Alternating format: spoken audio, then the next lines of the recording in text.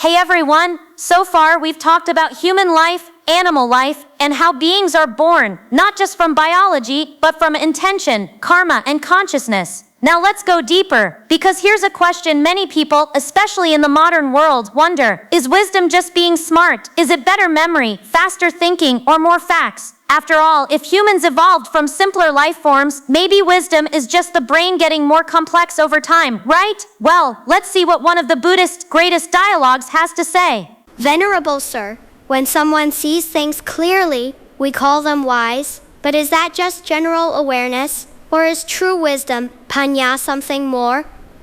May you be blessed, Your Majesty. Where there is a true insight into how things really are, that is Paññā. They are not two. Insight is wisdom. So it's not about how much you know. It's about what you see clearly. Like, if you see that everything changes, that clinging brings suffering, and that nothing is a permanent self, that seeing is wisdom. Venerable Sir, then, if someone has this wisdom, can they still be confused? Can they still make mistakes? This is brilliant, because we assume, if you're enlightened or wise, you must know everything. But the Venerable gives a surprising answer. Listen well, Your Majesty. Yes, even the wise may not know things they've never learned. A foreign language, how to build a chariot, the name of a distant star. But about the true nature of reality, they are never deluded. When they see, all physical form is impermanent, anicca, unsatisfying, dukkha, and not a self, anattā, they do not waver, not even for a moment. So wisdom isn't omniscience. It's not about memorizing facts. It's about seeing through illusion, like waking up from a dream where you thought you were someone you were not. Venerable Sir, then, when wisdom arises, what happens to the delusion that was there before? Where does it go?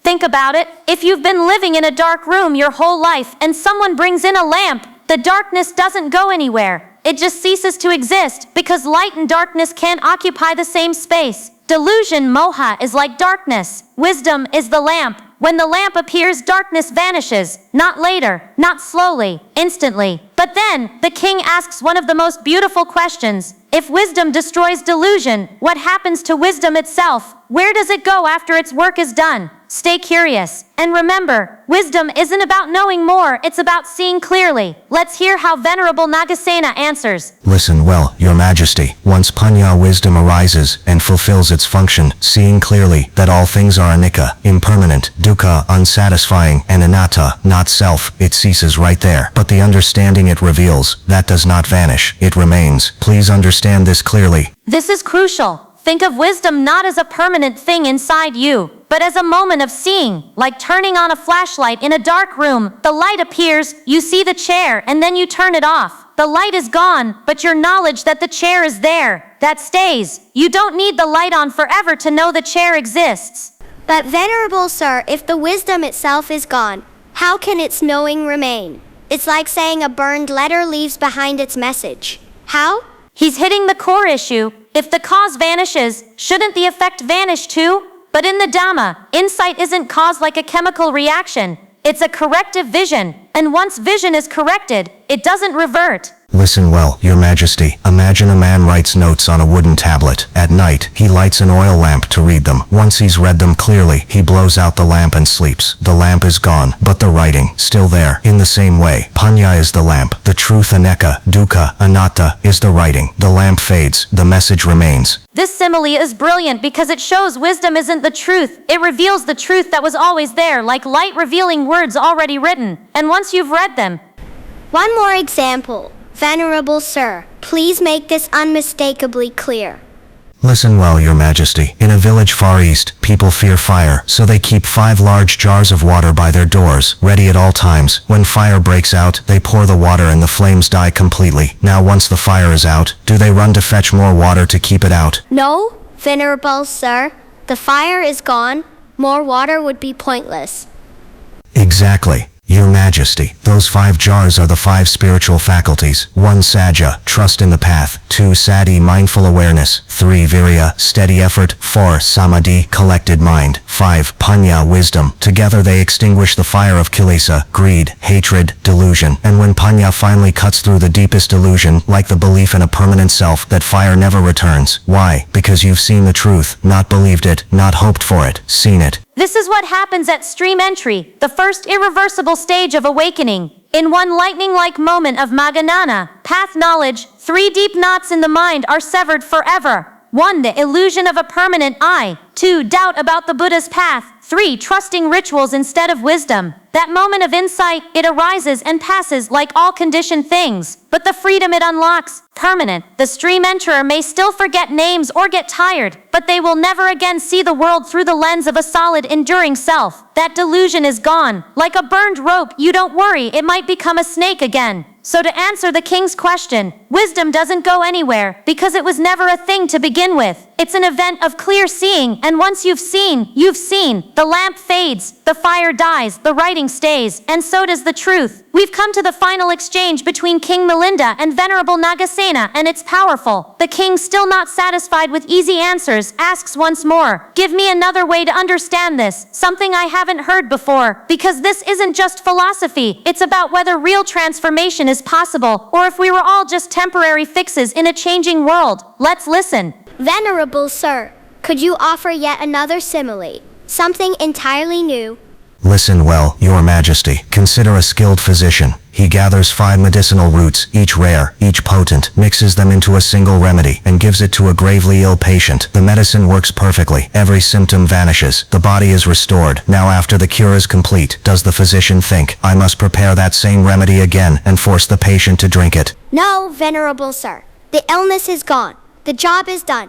Exactly, Your Majesty. Those 5 roots are the 5 spiritual faculties. 1. Sajja, trust in the path. 2. Sati, clear awareness. 3. Viriya, steady effort. 4. Samadhi, unshaken focus. 5. Paññā, wisdom that sees anicca, dukkha, anattā. The illness, the deep sickness of kilesa, greed, hatred, delusion. The patient, every one of us, until we see clearly. And the cure, not symptom relief, a root-level healing. Once these defilements are uprooted, like removing a tumor, not just masking pain, they cannot grow back in the same way. The medicine may be gone, but health, that remains. This is critical. Modern medicine often manages symptoms, blood pressure, anxiety, inflammation for life. But the Dhamma offers something rarer, a cure that ends the need for further treatment in certain areas of the mind. Like a stream enterer, they may still get angry, tired, or sick, but they will never again believe there's a permanent me inside that needs defending. One more example. Venerable Sir, please make this unmistakably clear. Listen well, Your Majesty. Imagine a great warrior stepping onto the battlefield. In his quiver, 5 arrows, perfectly crafted, sharp, balanced, true. Before him, an entire enemy army. Fear, craving, confusion, doubt, blind ritual. He draws, aims, and looses all 5. Strike after strike. The enemy panics. Ranks break. They flee. Now after victory, is there any reason for him to keep shooting arrows into empty air? No, Venerable Sir. The battle is won. The arrows have done their work. Your Majesty, those 5 arrows are like the 5 spiritual faculties. Indriya. 1. Sajja, Indriya, the faculty of faith. 2. Viriya Indriya, the faculty of energy. 3. Sati Indriya, the faculty of mindfulness. 4. Samadhi Indriya, the faculty of concentration. 5. Paññā Indriya, the faculty of wisdom. The warrior represents the sincere seeker of the Dhamma. The defeated enemy soldiers symbolize the defilements, kilesa, uprooted, scattered, and unable to return. In the same way, when Paññā Satisika, wisdom as a mental factor, arises, fulfills its function, and then ceases, the understanding it establishes remains, that all conditioned phenomena are anicca, impermanent, dukkha, unsatisfactory, and anattā, not self. This insight does not vanish. It endures as unshakable knowing. Please understand this clearly, Your Majesty. Venerable Sir, you are truly wise and discerning. My doubts are now completely dispelled. This is the heart of the Buddha's teaching. Liberation isn't about becoming someone new. It's about seeing through a lie you've believed your whole life, and once seen, you can't believe it again. Like realizing a ghost in your room was just a coat on a chair. You might still jump at shadows, but you'll never again call it a ghost. The fear may return in form, but the delusion, gone. Before wisdom arises, the mind is like someone who cannot read. They hear others quote sacred texts, they follow rituals, they pray for answers, but deep down, uncertainty remains. They're dependent on teachers, on luck, on hope. But when anattā dawns, when you see for yourself that all things change, that clinging hurts, that no self is found, it's like suddenly learning to read. Now the truth is visible in your own breath, your own thoughts, your own life. No need to borrow someone else's eyes. You see, you know, you are free. And with that, the king's doubts vanish, not because he was told to believe, but because he saw the logic, the similes, the truth clearly. So which image stayed with you?